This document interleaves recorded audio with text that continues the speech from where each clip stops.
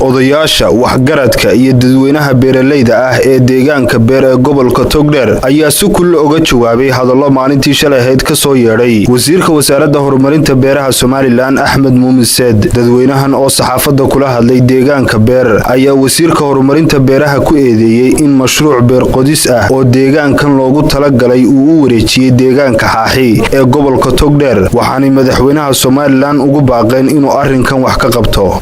markii ugu horeysay wasiirku noo yimi waxa dhulkii uu madaxweynaha jamhuuriyadda Soomaaliland Muuse Bixi Cabdi uu ku dhawaaqay 3 meelood buu ku dhawaaqay 3 meelood beer iyo Xaaxi iyo Wajaale. markii dambena wuxuu noo soo diray DG iyo dhulkii oo laga shaqeeyo cagafaa la geliyaaba ayuu u soo diray. xariga waxa ka jaray DG-ga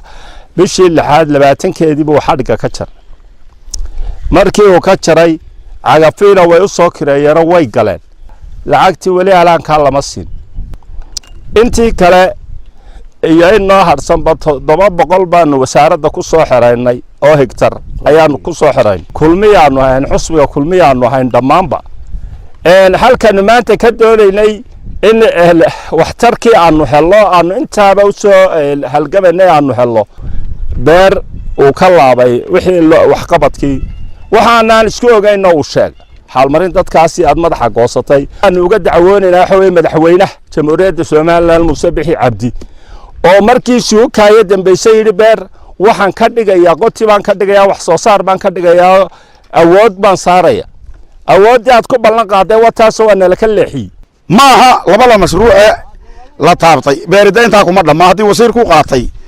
in beer labada oday iyaguna dadka la tashanayna ay ku kooban tahay maaha wasiirku beer hore noo yimi Soomaaliya ku talagalay awr baan soo yiibinay wuxuu wax ka qabaynayaa oo qala doonanayaa ood weyne idin ma jeeda raali ahaada waa yeebaan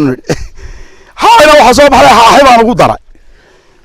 beer dhaxma waxa sheekaysan jiray rag markaas hor maxaa ninkaas u tiin SD hore aan isku hayn boolay SD hore halka waxa ka muuqatay waxa war waa SD hore waxa markii hore waxa kan u raray waa diid ma qayaxan madaxweyne dhulkina waa naga diyaar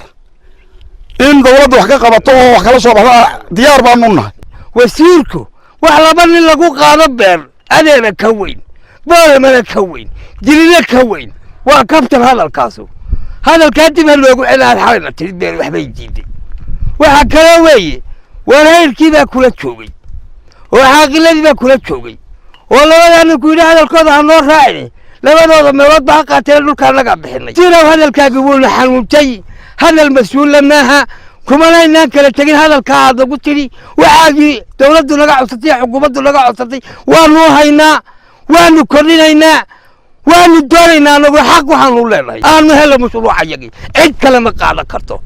waa dab hadalkaas anagu waanu sugaynaa wax qabadkii wasaaradda waxaana noogu ballan qaaday madaxweynaha waxaanu ka sugaynaa madaxweynaha haddii wasiirkaas sida kale ka dhigay uu isagu leeyahay waji anagu ninka aan noogu ballan qaaday wax qabadka waa madaxweynaha kaanu ka sugaynaana waa madaxweynaha. horta marka hore meesha uu leeyahay Xaaxi waxbaan siiyay hadduu Xaaxi siiyay uguma xubin ilaahay u siyaadiyay annaga kaaya mashruucayagii